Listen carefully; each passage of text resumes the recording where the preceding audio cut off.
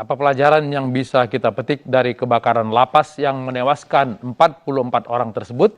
Kita langsung berbincang dengan anggota Komisi 3 DPR dari fraksi PKB, Jazilul Fawait. Saya ke Pak Jazilul dulu. Pak Jazilul, penuh kapasitas over capacity satu hal, tapi ternyata ada SOP yang tidak dijalankan. Bagaimana nih Pak Jazilul?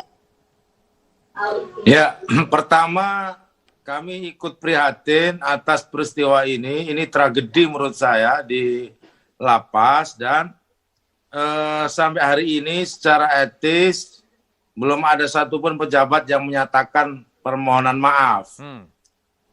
Karena kita tahu bahwa negara ini, bahwa keselamatan jiwa adalah hukum tertinggi dan ini tidak sedikit, ini ada 41 orang. 44 hari ini. 44 orang. Ya. Nah, 44 hari ini, Pak.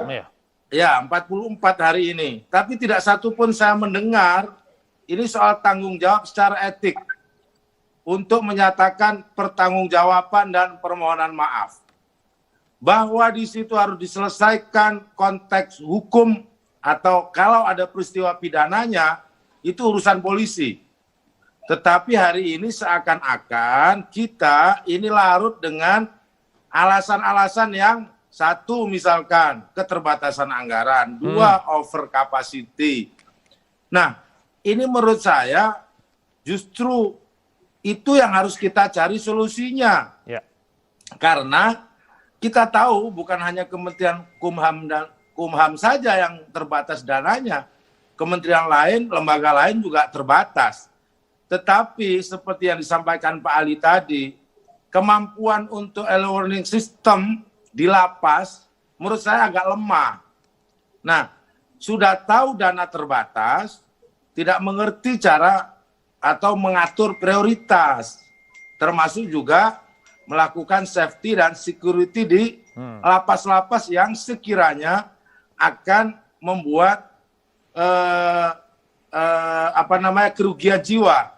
Nah, perlu diingat bahwa prinsip diadakannya lembaga pemasyarakatan itu agar seorang warga binaan itu kembali menjadi manusia yang utuh, sadar terhadap kesalahannya, dan tidak akan mengulanginya. Ya. Nah, yang saya tahu, saya sering kali melihat lapas yang over capacity, itu memang nggak manusiawi.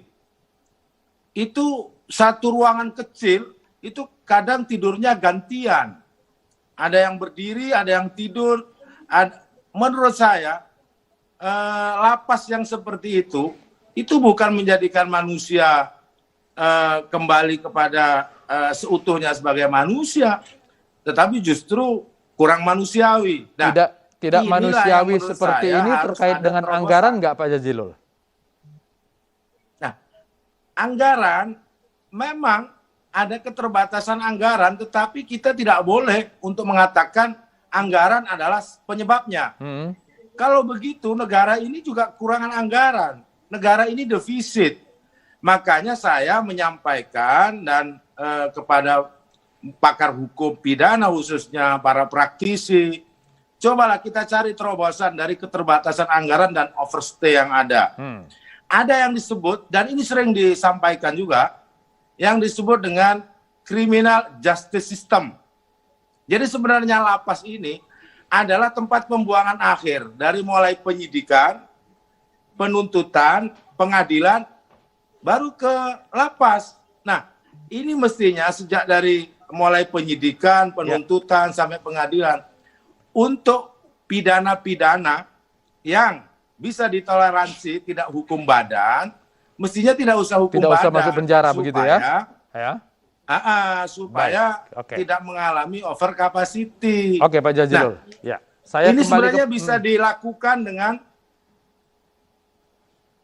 memasukkan criminal justice system ini di dalam rancangan atau draft rancangan undang-undang hukum pidana KUHP. Baik, Pak Jazilul, dalam pertemuan-pertemuan dengan Menkumham, apakah soal penggunaan anggaran yang tidak terlalu banyak tapi tepat sasaran ini selalu menjadi perhatian dari DPR? Ya tentu, bahwa Kementerian Kumham itu kan mitra kami, jadi memang untuk memenuhi seluruh anggaran memang tidak, tetapi kami tetap mengingatkan agar menggunakan skala prioritas. Nah, inilah yang menurut saya penting dilakukan. Mas Latif, asal tahu saja seandainya Mas Latif atau Mas Ali ini ke lapas yang over capacity, tidak usah bicara kebakaran. Posisi mereka tidur, posisi mereka hidup di kamar itu sudah tidak manusiawi. Itu sebenarnya sudah bertentangan dengan konstitusi. Oleh sebab itu, maka harus ada jalan keluar desainnya. Ya. Nah, mungkin dipilih yang mungkin rentan, yang sudah tua, dikeluarkan. Mungkin dikasih hukuman sosial, atau untuk ikan narkoba, mungkin rehabilitasi. Asal kita tahu kalau kita berkunjung ke lapas yang memang di situ over capacity, itu nggak layak. Mereka yang hidup itu disebut manusia. Oke. Mereka itu duduk berderet seperti kalau ini seperti ikan pindang. Jadi sebenarnya karena kita beralasan selalu pada anggaran, ya tentu kita nggak bisa memberikan solusinya. Negara ini nggak cukup. Maka harus ada grand design baru. Itu yang saya sebut, dan itu juga sering disebut oleh Kementerian Hukum dan HAM. Apa yang disebut dengan justice system, restoratif justice system, agar polisi, kejaksaan, hakim itu duduk.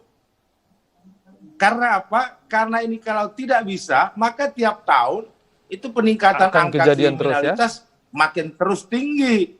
Sekalipun menambah ruang-ruang penjara tidak menutupi.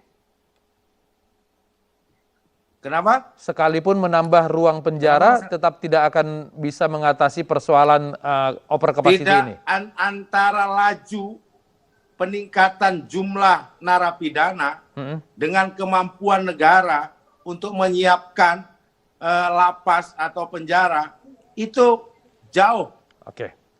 Baik. Makanya menurut saya, hari ini saja sebenarnya kita overstay-nya sudah lebih dari 50%. Nah, apalagi yang terbanyak itu justru lapas narkoba. Yang semestinya narkoba ini juga ada proses rehabilitasi.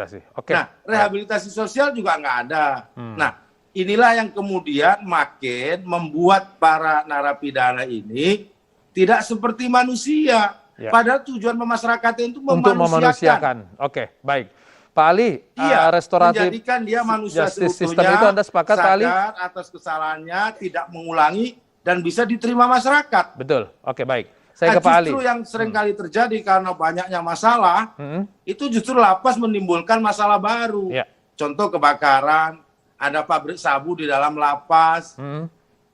Baik. Justru menjadi rekrutmen kriminalitas baru. Oke, baik. Itu kan sering kali kita lihat, kerusuhan di lapas. Baik.